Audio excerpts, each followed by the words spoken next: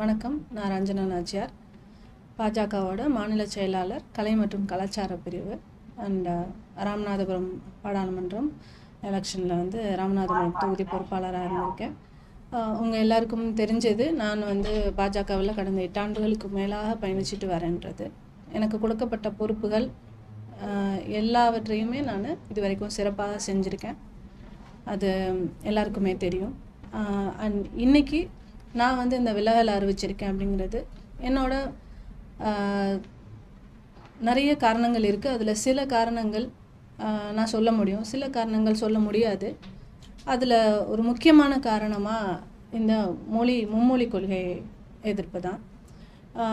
3 மொழிகள் கற்கணும் அப்படிங்கிறது ஹிந்தியா இல்லை, ஹிந்தி கிடையாது, நம்ம எந்த மொழி வேணாலும் கற்கலாம் அப்படின்னு தான் பாஜக இன்றைக்கி வரைக்கும் அறிவுறுத்துகிறாங்க. பட் பள்ளிக்கூடங்களில் பார்த்திங்கன்னா அதுக்கான ஆப்பர்ச்சுனிட்டி கிடையாது. இப்போ ஹிந்திக்கு டீச்சர் இருப்பாங்க, மராட்டி கற்றுக்கணும், மலையாளம் கற்றுக்கணுன்னா எல்லா சப்ஜெக்ட்டும் கற்றுக்கணுன்றதுக்கு டீச்சர்ஸ் கிடையாது. ஸோ ஒரு கடையில் வாங்க வாங்க சாப்பிட வாங்கன்னு கூப்பிட்டுட்டு இங்கே இந்த 2 சாப்பாடு தான் இருக்குது சாப்பிடுங்க அப்படின்னு சொல்லக்கூடாது. உள்ளே போய் உட்கார்ந்ததுக்கப்புறமா இருக்கிறத சாப்பிட்டுட்டு வருவோம்ல, அந்த மாதிரி ஒரு நிலமை கல்வியில் இருக்கக்கூடாதுன்னு நினைக்கிறேன். நம்ம பசிக்கு சாப்பிட்ற மாதிரி கிடையாது இது. மொழிங்கிறது யார் வேணாலும் கற்றுக்கலாம், எந்த மொழியை வேணாலும் கற்றுக்கலாம். மொழிக்கு எதிர்ப்பு கிடையாது, ஹிந்திக்கு எதிர்ப்பும் கிடையாது. ஹிந்தியும் கற்றுக்கலாம், தெலுங்கு கற்றுக்கலாம், மலையாளம் கற்றுக்கலாம், இப்படி எந்த மொழி வேணாலும் கற்றுக்கலாம். எம்மொழி காப்போம், எம்மொழியையும் கற்போம் அப்படின்ற ஒரு கொள்கையை தான் நம்ம கொண்டு போகணும்னு நான் நினைக்கிறேன். ஏன்னா ஒரு மொழியை நம்ம கொண்டு வரணும். இன்றைக்கி ஆதிக்கம் பார்த்திங்கன்னு சொன்னால் ஹிந்திக்காரங்க நம்ம நாட்டில் வேலை பார்க்குறவங்க அதிகமாயிட்டாங்க. அண்ட் அதில் பாசிட்டிவும் இருக்குது, நெகட்டிவும் இருக்குது. அதுக்காக அவங்கெல்லாம் நம்ம ஊரில் வேலை பார்க்கக்கூடாதுன்னு நினைக்க வேணாம். அவங்க இங்கே வரலாம், நம்ம அங்கே போகலாம். அவங்க தமிழ் கற்றுக்கலாம், நம்ம ஹிந்தி கற்றுக்கலாம், தப்பு கிடையாது. அதுக்கான தேவை இருக்கும்போது இந்த லாங்குவேஜை கற்றுக்கிட்டா தான் இந்த வேலை எனக்கு ஓடும் அப்படின்னா அந்த லாங்குவேஜை கற்றுக்கிட்டு அவனோட உரையாடுறது ஆரோக்கியமான விஷயம். அண்ட் நான் எதை தவறுதலாக பார்க்குறேன் அப்படின்னா, இந்த மொழி இந்த நாங்கள் சொல்கிற இந்த விஷயங்களை நீங்கள் ஏற்கலை அப்படின்ற பட்சத்தில் உங்களுக்கான ஃபண்டு கொடுக்க மாட்டேன் அப்படின்றதெல்லாம் நான் ஒரு ஆணவமாகவும் அதிகாரம் ரொம்ப தவறுதலாக பயன்படுத்துகிறதாகவும் நான் பார்க்குறேன். அதனால் இதை ஒரு நல்ல ஒரு ஆரோக்கியமான ஒரு விவாதமாக இருந்திருக்கலாம். நாங்கள் இப்படி நினைக்கிறோம், நீங்கள் என்ன நினைக்கிறீங்கன்னு மத்திய அரசாங்கமும் மாநில அரசாங்கமும் ஒரு நல்ல ஆரோக்கியமான விவாதமாக இருந்து அதை நடத்துறது தான் நம்ம நாட்டுக்கு நல்லது, நம்ம எதிர்கால சந்ததிகள், நம்ம குழந்தைகளோட எதிர்காலத்துக்கு நல்லதுன்னு நினைக்கிறேன். ஆரோக்கியமான விவாதத்துக்கே இடம் இல்லை. நான் சொல்கிறத தான் நீங்கள் செய்யணும், நான் சொல்கிறத நீங்கள் செய்யலைன்னா இதை கட் பண்ணிடுவேன், அதை கட் பண்ணிடுவேன்னு சொல்கிறது எனக்கு உடன்பாடு இல்லை. உடன்பாடு இல்லை. இப்போ பிஜேபி சார்பில் என்ன சொல்கிறாங்கன்னா, நாங்கள் ஃபண்டு தரமாட்டேன்னு சொல்ல, இதை ஏற்றுக்கலன்னா கிடைக்காதுன்னு சொல்கிறாங்க.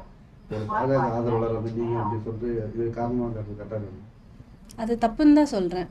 இல்லை என்ன சொல்கிறாங்கன்னா, இந்த கொள்கையை ஏற்றுக்கலன்னா ஃபண்டு இல்லை, நான் ஃபண்டு தரமாட்டேன்னு சொல்ல, இந்த கொள்கையை ஏற்றுக்கலன்னா ஃபண்டு கிடையாதுங்க அப்படின்ற மீனில் பிஜேபி சப்போர்ட்டர்ஸ்லாம் சொல்கிறாங்க. இப்போ நீங்கள் ரெண்டு ஒன்று தானே. இப்போ நான் என் குழந்தைய படிக்க அனுப்புகிறேன், ஒரு ஸ்கூலில் படிக்க அனுப்புகிறேன். என் குழந்தை நல்லா படிக்கல, நான் ஃபீஸ் கட்ட மாட்டேன்னு நான் சொல்ல முடியாதுல்ல. ஃபீஸ் கட்டுறதுன்றது என் குழந்தை எப்படி படித்தாலும் அந்த ஸ்கூல் நடத்துகிறவங்களுக்கு ஃபீஸ் கட்டுறதை கட்டி தான் ஆகணும். எல்லா பள்ளிக்கூடங்களுக்கும் எப்படி கொடுக்குறோமோ அதே மாதிரி ஒரு ஃபண்டுங்கிறது எல்லா மக்களுக்கும் ஈக்குவலாக கொடுக்கணும். அதில் பாகுபாடு காட்டுறதுங்கிறது ஏற்றுக்கொள்ள முடியாத ஒரு விஷயமா பார்க்குறேன். 8 ஆண்டுகளாக பாஜக பயணம் பண்ணி அப்போது தமிழக அரசுக்கும் மத்திய அரசுக்கும் மோதல் இருந்ததா இருக்கு. திடீர்னு இந்த ஒரு காரணமாக வெளியில் வரதுக்கு என்ன வேற ஏதாச்சும் காரணம் இல்லை? அதான் சொல்கிறேன், நிறைய காரணங்கள் இருக்குது. நிறைய காரணங்களில் இது ஒரு காரணம்.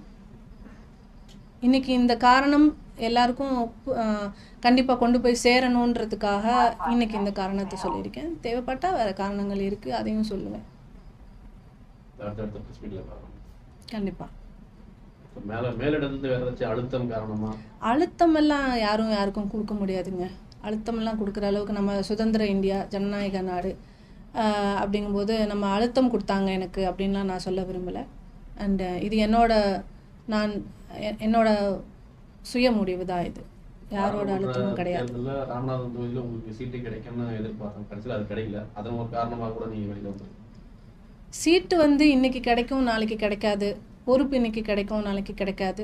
அதை பொறுத்து அரசியல் பயணம் பண்ணுறது வந்து ஆரோக்கியம் கிடையாது. எப்போவுமே நம்ம மக்கள் பணி செய்யணும். ஏன் நான் ராமநாதபுரம் தொகுதி ஃபோக்கஸ் பண்ணுறேன்னு சொன்னால், 4ஆம் தமிழ் சங்கத்தை துவக்கியவர் வந்து பாண்டித்துரை தேவர் என்ற சேதுபதி மன்னர் இல்லைங்களா. அந்த பரம்பரையில் பிறந்து வளர்ந்த, சேதுபதி வம்சத்தில் பிறந்து வளர்ந்த எனக்கு வந்து தமிழ் மேலே, தமிழ் மொழி மேலே ஒரு ஈர்ப்பு கண்டிப்பாக இருக்கணும். அது வந்து எங்கள் ரத்தத்தில் ஊறின ஒரு விஷயமா இருக்கணும். நம்மளே வந்து இதை விட்டு கொடுத்துட்டோம். மொழியும் விழியும் ஒன்றுன்னு சொல்லுவாங்க. நம்ம மொழி இழந்தோம்னா நம்ம விழியை இழந்துட்டு பயணிக்கிற மாதிரி தான். ஸோ என்னை பொறுத்த வரைக்கும் நம்ம மொழியை காக்கிறதுக்காக எந்த எல்லைக்கும் நம்ம போகலாம் அப்படின்ற ஒரு முடிவை எடுத்து தான் இன்னைக்கு நான் இந்த மாநில நிர்வாகிங்க இது சம்பந்தமாக மத்திய அரசு டெல்லி வட்டாரத்தில் பேசி செட் ஆகலன்னு சொல்லி வெளியே வரீங்களா, இல்லை சம்மந்தம் பேசுறீங்களா? இல்லை, இது சம்மந்தமாக பேசுகிறதுல அர்த்தம் இல்லையே. இது சம்மந்தமாக நம்ம யாருக்கிட்ட போய் பேசலாம், யார் இதுக்கான நடவடிக்கை எடுப்பாங்க? நான் வந்து மாநில தலைவர் கிடையாது, இல்லை மாநில தலைவர் தான் அதை வந்து முன்னெடுக்கணும். ஸோ அவரே அந்த ஒரு ஸ்டாண்டில் ஸ்ட்ராங்காக நிற்கும் போது நம்ம வேறு யார்கிட்ட எடுத்துகிட்டு போய் இதை நான் ஒரு தனி நபராக ஒரு பெண்ணாக எல்லார்கிட்டையும் எடுத்துகிட்டு போய் புரிய வைக்கிறதுங்கிறது நடக்காத ஒரு விஷயம். நம்ம ஒரு இடத்துல ஒரு கொள்கை மாறுபட்டு ஒரு இடத்துல வந்து நம்ம பயணிக்கிறது கஷ்டம்னா நம்ம தான் விளைவிக்கணும் ஒழிய இருக்கவங்க எல்லாரையும் புரிய வச்சு அவங்களுக்கு எடுத்துரைக்கிறதுங்கிறது வந்து கஷ்டமான ஒரு விஷயம். உங்களோட அறிக்கையில் மும்மொழி கொள்கை தமிழகம் அந்த மாதிரி திமுகவுக்கு ஆதரவான கருத்துக்களா இருக்கு. உங்களோட அடுத்த நிலைப்பாடு திமுகவா, தமிழக வெற்றி கழகம், அதிமுகவா, எந்த கட்சியா?